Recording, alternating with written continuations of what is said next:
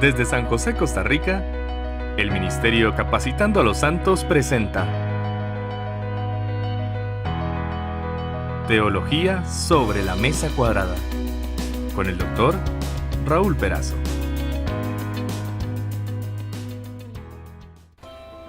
Gracias a los que se comunican con nosotros, por ejemplo, por medio del 60 48 24 95, 506 si está fuera de Costa Rica, recibí un mensaje del pastor Iván Villalobos.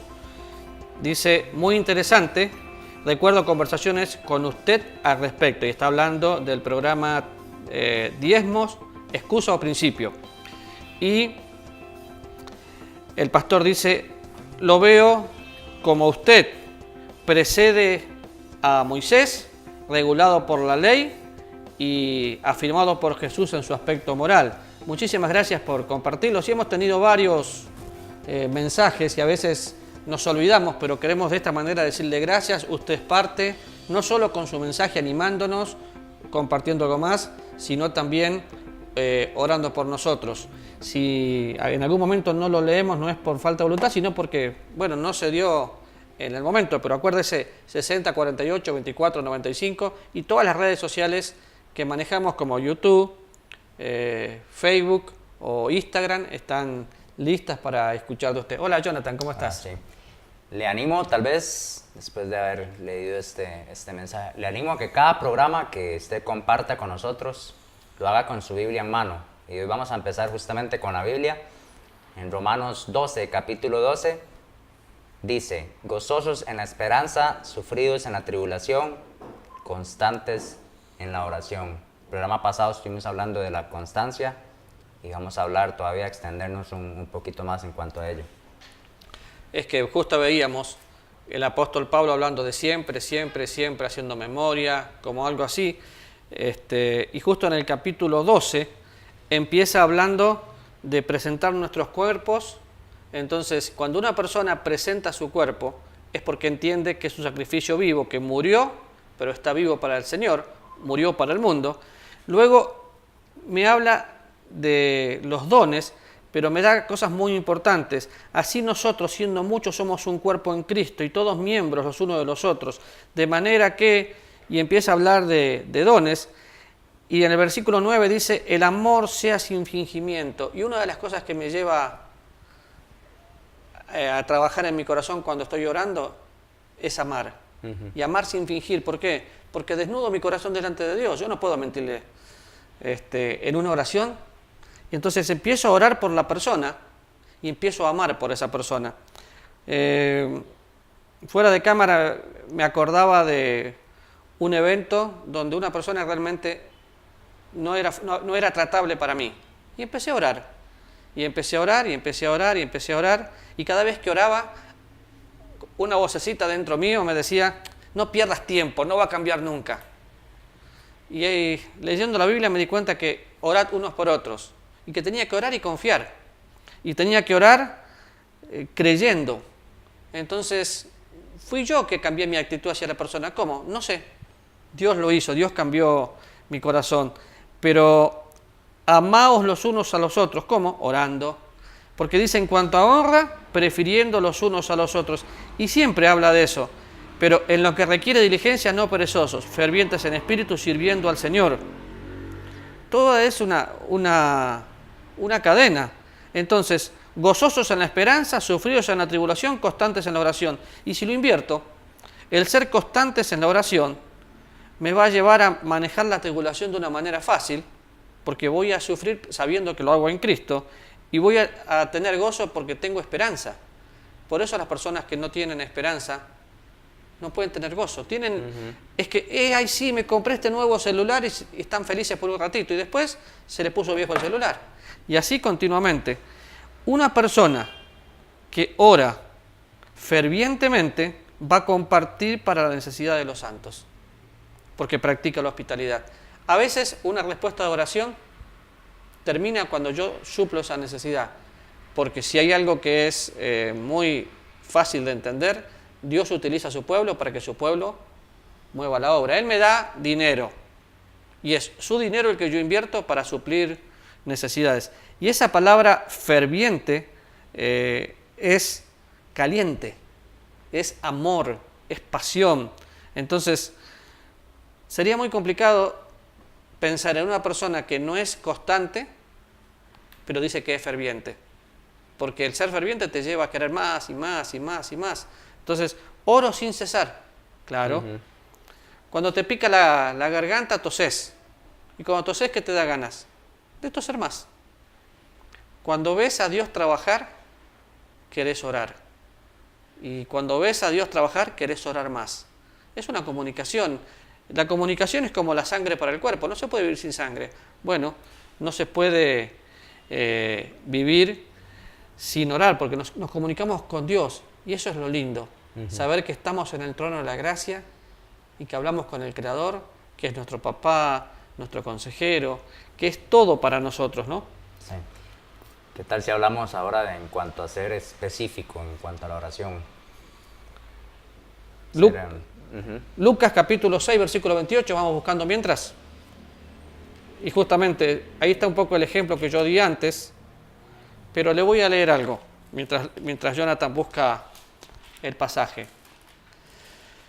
Sea específico, por ejemplo, ¿cómo reaccionamos normalmente cuando alguien intencionalmente nos maltrata? Y si usted tuviera este material, póngale una X. Si alguien le maltrata, ¿qué hace? ¿Se enoja con él? ¿Piensa alguna manera de vengarse? ¿Trata de olvidarlo? ¿Ora por él? ¿Lo perdona pero no puede olvidarlo o tiene alguna otra forma? Vamos a ver lo que dice el pasaje. Lucas 6:28 dice: bendecid a los que os maldicen y orad por los que os calumnian.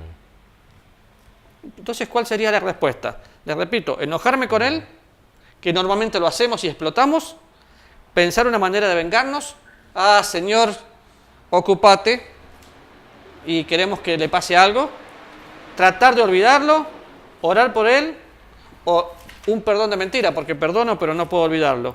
¿Qué es lo que tengo que hacer? Orar. Es fácil orar por los que nos tratan bien, ¿verdad? Claro, pero orar por alguien que te hizo daño es complicado. ¿Por qué? Porque el diablo trabaja en nuestras mentes para decir, después de lo que te hizo, ¿vas a bendecir a esa persona? ¿Vas a orar a esa persona? Sí.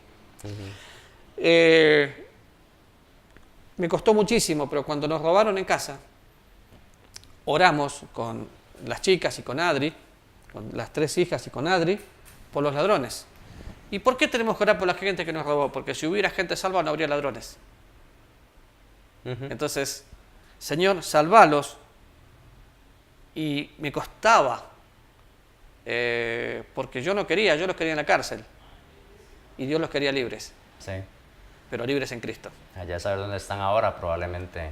Sí, como nunca sabe uno quién te roba, entonces no sabes, pero vamos a pensar una forma que oraba Pablo, capítulo 3 de la carta que el apóstol Pablo escribe a los Efesios. Efesios 3, vamos a leer del 14 al 21. Dice: para que ya no seamos niños fluctuantes, llevados por doquiera de todo viento de doctrina. Estoy leyendo el capítulo 4, creo. Sí. Estoy leyendo el capítulo 4. Por esta causa. Empecé a leer y dije, no, algo no anda bien. Eso Capítulo pasa a 3, veces. Capítulo 3, versículo 14. Ahora sí: por esta causa doblo mis rodillas ante el Padre de nuestro Señor Jesucristo, de quien toma nombre de toda familia en los cielos y en la tierra, para que os dé conforme a las riquezas de su gloria el ser fortalecidos con poder en el hombre interior por su espíritu, para que habite Cristo por la fe en vuestros corazones, a fin de que arraigados y cimentados en amor, seáis plenamente capaces de comprender con todos los santos cuál sea la anchura, la longitud, la profundidad y la altura, y de conocer el amor de Cristo, que excede en todo conocimiento, para que seáis llenos de toda la plenitud de Dios. Y aquel que es poderoso para hacer todas las cosas, mucho más abundantemente de lo que pedimos o entendemos, según el poder que actúa en nosotros. A Él sea la gloria en la Iglesia, en Cristo Jesús, por todas las edades, por los siglos de los siglos. Amén. Vamos a buscar algunas formas que vemos acá, que Pablo oró por él y por otros, porque era una constante. Voy a leer un versículo paralelo que dice: como me es justo sentir esto de todos vosotros, por cuantos tengo en el corazón y en mis prisiones, y en la defensa y confirmación del Evangelio. Todos vosotros sois participantes conmigo de la gracia. Es el apóstol Pablo escribiendo en Filipenses capítulo 1, versículo 7, pero dice, los tengo en el corazón. Entonces, cuando yo voy a orar, llevo a esa persona a mi corazón para poder orar por ella. En primer lugar, vemos su postura, era de rodillas.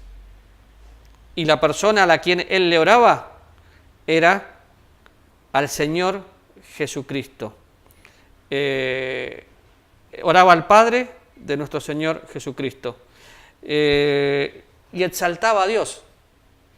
Algo que tenemos que hacer cuando oramos también. Exaltaba a Dios, ¿por qué? Porque decía, de quien toma nombre en todos los cielos y en la tierra, la adoración y la alabanza son parte de la vida de oración. Y empezó así, antes de orar por otros, te pido, exaltó a Dios. Este mismo ejemplo lo vemos en los Salmos, lo vemos en Nehemías, lo vemos en las oraciones en diferentes partes en el Antiguo Testamento. Primero exaltar al Señor, darle el lugar que Él quiere tener, que necesita tener. Lo vemos en el Padre Nuestro, hablamos un poquito. Sí, entonces, ¿por qué tenemos que orar? Para que los dé conforme a las riquezas al ser fortalecidos. Y me habla del hombre interior. Una de las cosas que decías antes, hablabas del desánimo y de cosas así. Y todos luchamos con desánimo. Todos luchamos con la triste palabra de depresión, que clínicamente también es factible por medicación o por hormonas, pero bíblicamente siempre hay una salida. Pero es bueno orar por el otro. ¿Para qué? Para que sea fortalecido. ¿Pero quién lo tiene que fortalecer? El Espíritu Santo. Él es la fuerza. ¿Y cómo lo fortalece? Bueno, el apóstol Pablo pide algo. Yo quiero pedir por Jonathan, para que en la vida de Jonathan Cristo se mueva con libertad. Estoy parafraseando el versículo 17. Ya que Jonathan tomó por la fe a Cristo, ahora que Cristo se mueva con libertad dentro de su corazón. El versículo anterior dice, pide para que ese hombre interior, dice, al ser fortalecido con poder en el hombre interior por su espíritu. ¿Con qué poder? El poder de su espíritu, dice. Sí, pero el poder es el poder de Dios que me fortalece. No son técnicas, no son horas de oración, es el poder que actúa en nosotros los creyentes. Y cuando voy a mirar ese versículo y el que leí recién, el que parafraseé recién, para que habite Cristo por la fe, tiene un fin. ¿A fin de qué? Arraigados y cementados en amor. Filipenses dice, asidos a la palabra de vida, o sea, agarrados. Y el cimiento es lo que sostiene todo un edificio. Bueno, nosotros tenemos que estar cimentados en amor. Nuestro fundamento es Cristo y Dios es amor. Nuestro cimiento es amor. Y me lleva a algo increíble. Puedo comprender lo incomprensible. ¿Podés explicar de una manera clara y sencilla todo el amor de Dios? No, es imposible. Solamente podemos mirar la cruz y decir, me amó, se entregó por mí. Pero acá dice que yo voy a poder comprender. Entonces, y me habla de dimensiones, profundidad, altura. Es que el amor de Dios no tiene límites. Ahora, cuando pienso en su amor, lo sostuvo a Cristo en la cruz y me llevó a mí ahí y resucitó. ¿Y puedo comprender eso? Bueno, para mí la palabra clave acá es conocer. ¿Qué voy a conocer? El amor de Cristo que excede a todo conocimiento. Parece antagónico, ¿no? Voy a conocer lo que no puedo conocer, porque excede a todo conocimiento. Por eso es un milagro. Por eso es su gracia la que me lleva, para que yo sea lleno de la plenitud de Dios. Y esto es otra cosa que puedo orar. Bueno, Señor, te pido que sea lleno de la plenitud de Dios. Podrían mirar nuestro programa anterior del control del Espíritu Santo. Pero ser lleno de la plenitud de Dios es caminar en Él, llenos del Espíritu Santo. La plenitud de Dios, el apóstol Pedro dice, participante de su naturaleza, y así podemos ir mirando diferentes pasajes. Pero conocer, todo conocimiento, suena raro, pero el mismo Pablo dice en Colosenses, en Filipenses, que su meta era conocerle.